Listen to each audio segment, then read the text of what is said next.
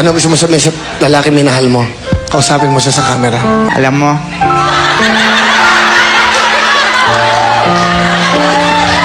namimiss na kita. Naalala ko yung ginagawa.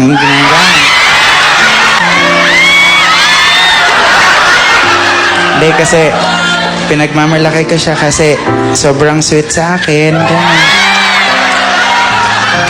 Katunayan niya, sobrang sweet.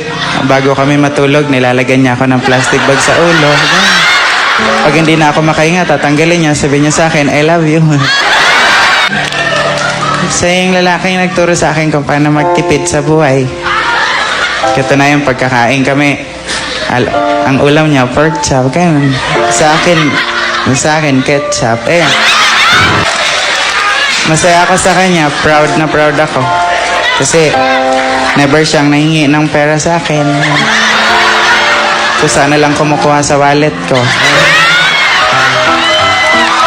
Pero, ayun, nagkaiwalay na kami kasi itong mga kasama ko, sinisiraan, malikot daw ang kamay. Kasi, siya lang naman na nakakapunta sa bahay eh. Tapos nawala yung ref ko.